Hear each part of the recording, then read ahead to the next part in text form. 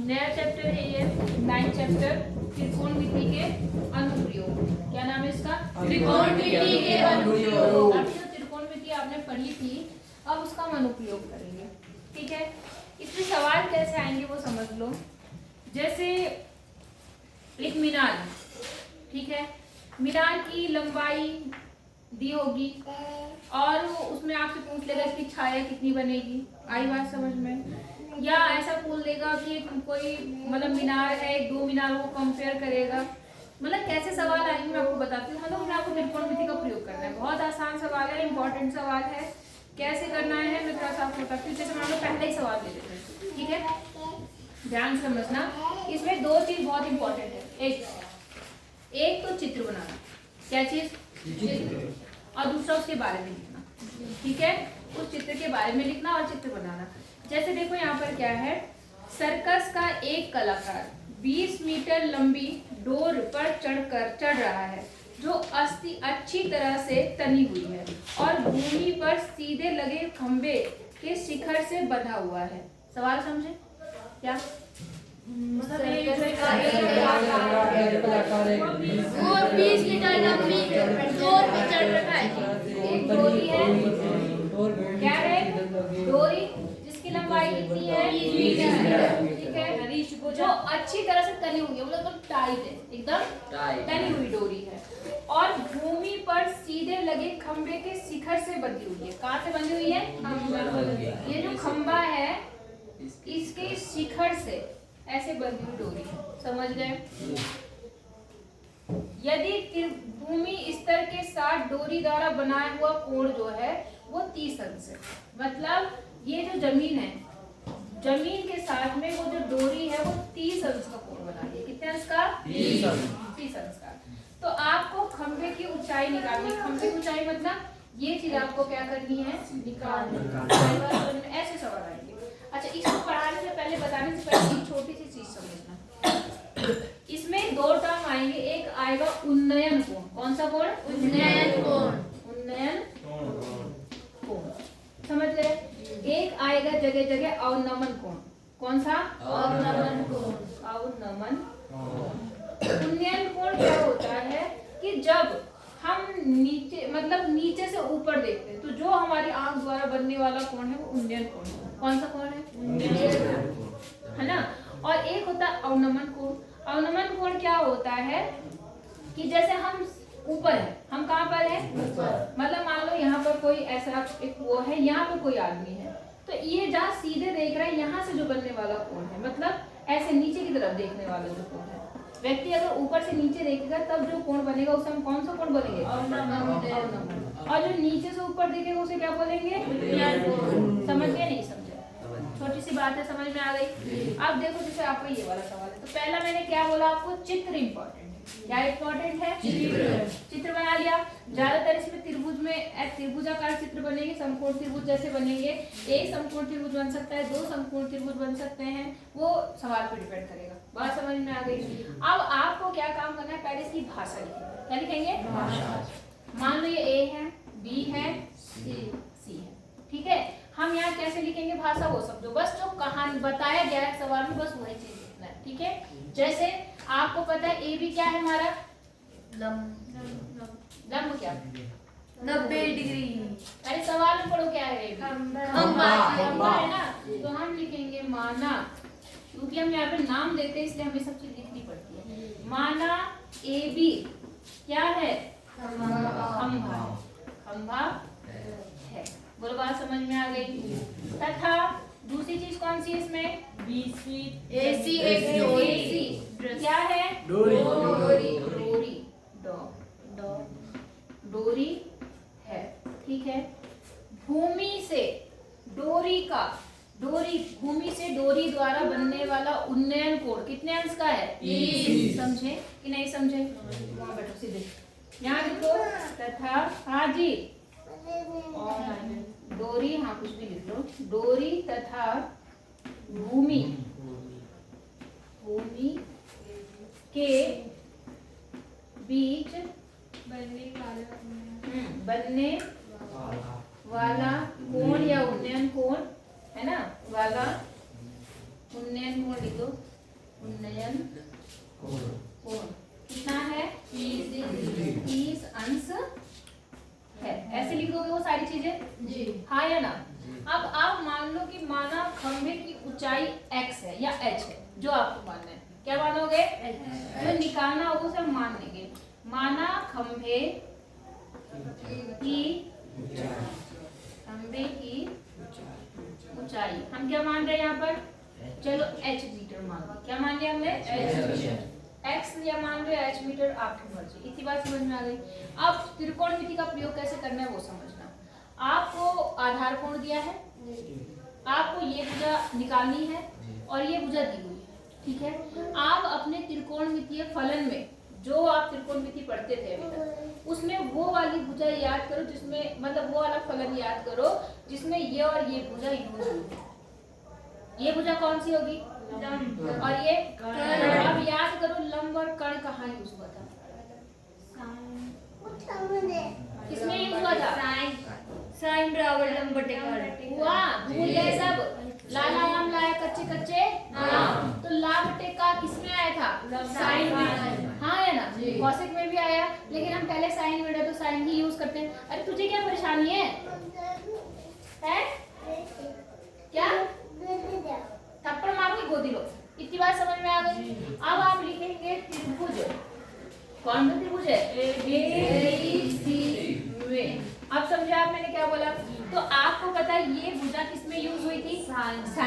तो हम यहाँ पे साइन लेंगे, क्या लेंगे, साइन। और कितना अंश है साइन का, जो यहाँ पर दिया है 30 अंश, बराबर आपको पता है साइन 30 बराबर क्या होता है, लंब बटे कर्ण। हमारा लंब क्या है, h, और कर्ण कितना है, 20। यहाँ तक समझ में आया तो बताओ पहले, समझ में आया आपको।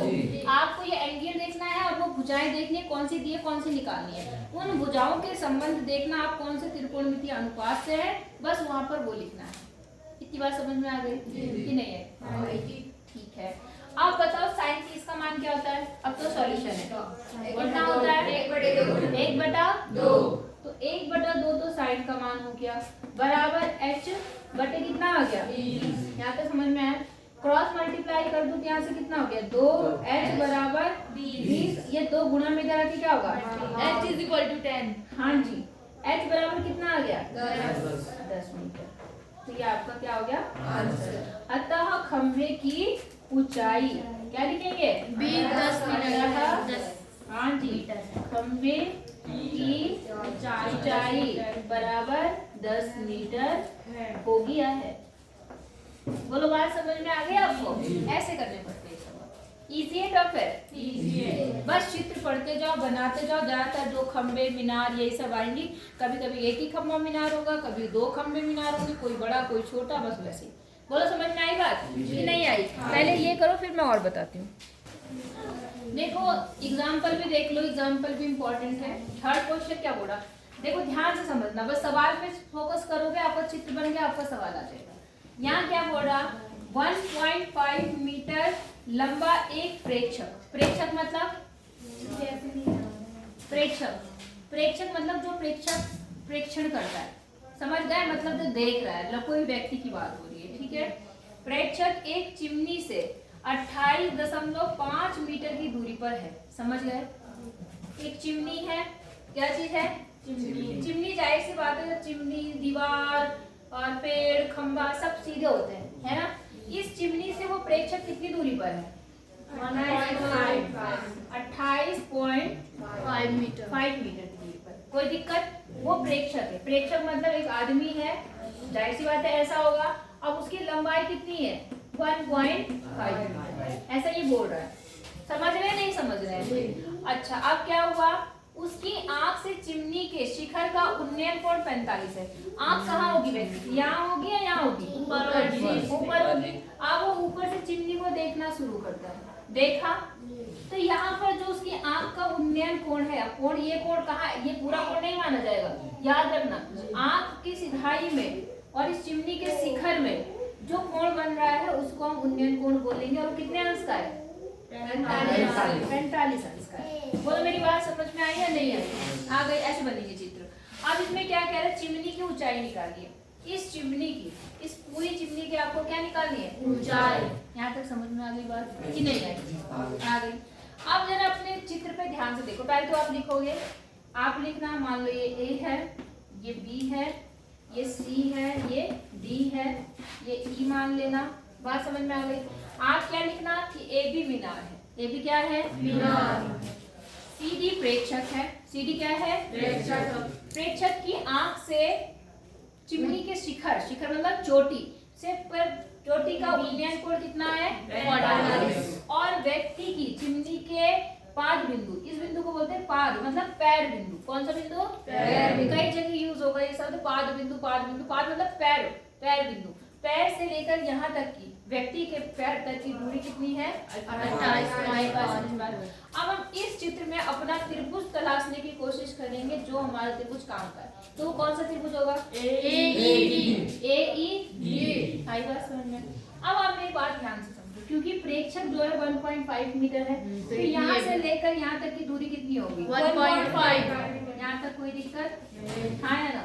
हम मान लेते हैं कि माना जो ये खंभा है, चिमनी है, इसकी जो शेष दूरी है माना H, AEG, जो AE है हम उसको H मान लेते हैं। वो क्या मान लेते हैं हम उसको? H। यहाँ तक समझ में आया? अब देखो कौन सी दूरी दी है और कौन सी निकालनी है।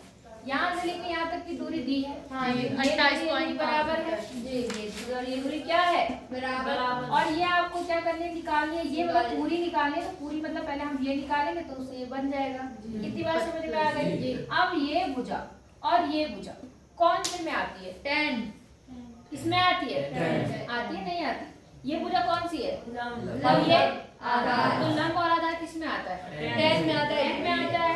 तो आप लिखना 10 45, क्योंकि 10 कितना है यहाँ पर? 45 बराबर लंब बटे आधार। लंब कितना है आपका? यहाँ से यहाँ तक हमने क्या मान लिया? यहाँ से यहाँ तक लिख भी देना है ना।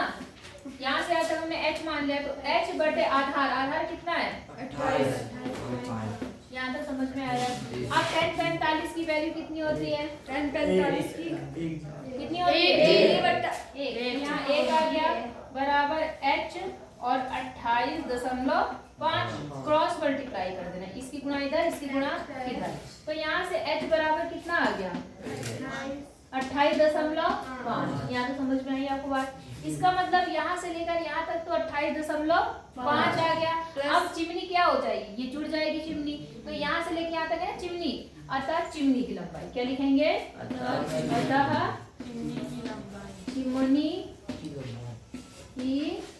लंबाई क्या हो जाएगी बताओ? उसमें दो भाग हैं, एक तो AE है और दूसरा कौन सा भाग है? BE या EB। तो देखो AE कितना है आपका? 28.5 और BE कितना है आपका? जोड़ना आता है आपको? 28.5 माइनस 1.5 5 और 5 10 हासिल 1 10 30.0 मतलब 30 मीटर। अतः जो चिमनी है वो आपकी वो कितने मीटर लंबी है? है ना इंटरेस्टिंग क्वेश्चन? नहीं है? जी। आसान है? चित्र बनाना है, फिर आपको देखना उस त्रिभुज में देखना है कि कौन सा त्रिकोणमितीय अनुपात यूज होगा, उसको लेना, उसके बाद बस सॉल्यूशन निकालना। हो जाएगा कि नहीं होगा? करो फिर आगे देखते हैं।